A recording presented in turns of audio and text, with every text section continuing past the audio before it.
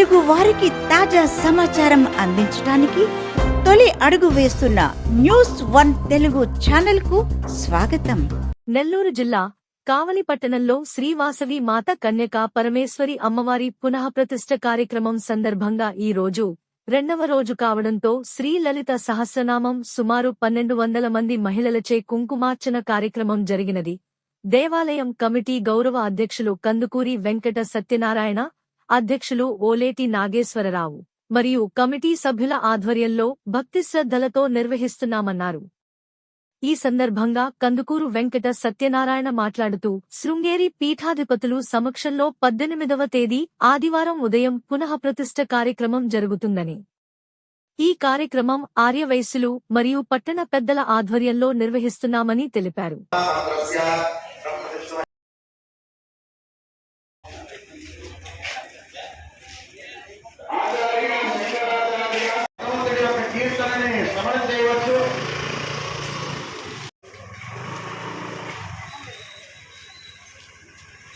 పూర్వం మనం వేరే జన్మలో మనం ఏమై జన్మించుంటామో, ఏ శరీరాన్ని ధరించుంటామో మనకు తెలియదు.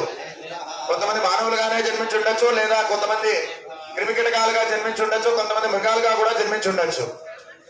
ఆయా జన్మలలో మనం చేసినటువంటి పాప పుణ్యాదులను బట్టి ఉన్న వారికి వ్యత్యాసం ఉండదు. ఇంట్లో ఉన్న అమ్మవారే, బయట ఉన్న అమ్మవారే వారికి.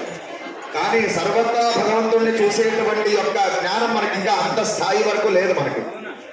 కావున ప్రతి ఒక్క మనిషి కూడా పుట్టినప్పటి నుంచి తన చివరి దశ వరకు కూడా భగవద్ ఆరాధన ఎందుకు చేయమని చెప్తారు అంటే,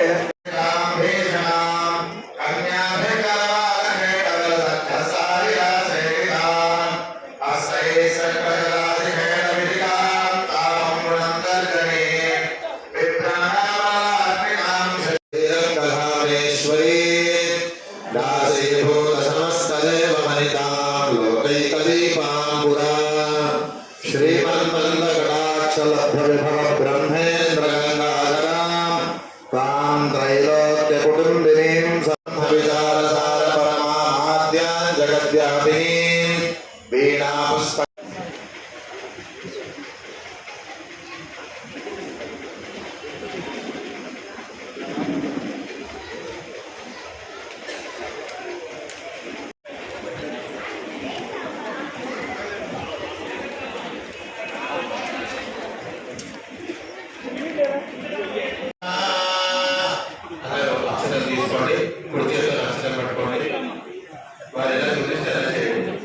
ఇలాగా అందరూ కూడా ఎడమ చేతిలో అక్షతలు వేసుకుని అందరూ కూడా కుడివైపు పెట్టుకోవాలి.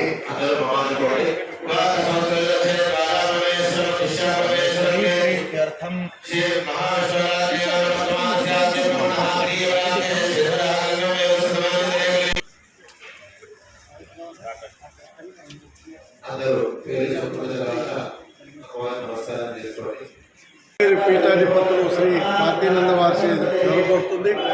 18వ తేదీ ఉదయం ఆదివారం మహాకుంభాభిషేకం ఉదయం 9 గంటలకు ప్రారంభమయ్యి 11 గంటల వరకు జరుగుతుంది. 11 తర్వాత ఈ యొక్క పట్టణం చుట్టుపక్కల ఉన్న గ్రామాలన్నీ అందరికీ అమ్మవారి దర్శనం చేసుకోవచ్చు.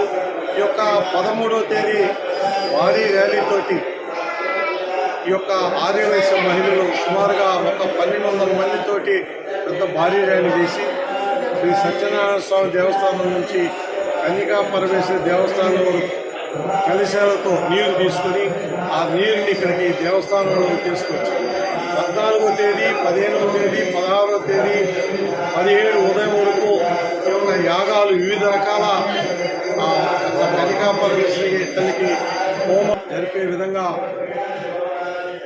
శ్రీ శృంగేరి పీఠాధిపతుల వారు దాని చెప్పిన ప్రకారం జరుగుతుంది.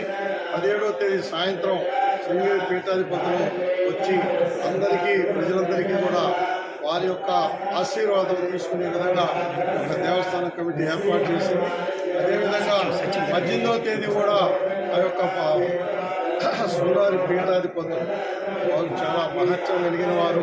ఈ యొక్క దక్షిణ భారతదేశం ప్రసిద్ధిగాంచిన అనేక శక్తులు కలిసిన మహాపురుషులు. వారి యొక్క ఆశీర్వాదం తీసుకొని అందరూ కూడా ఈ యొక్క కన్యకా పరమేశ్వరి దేవి కృపాకటాక్షానికి ప్రాప్తులు కావాలని మేము మీ ద్వారా ప్రజలందరినీ కూడా కోరుకుంటున్నాం.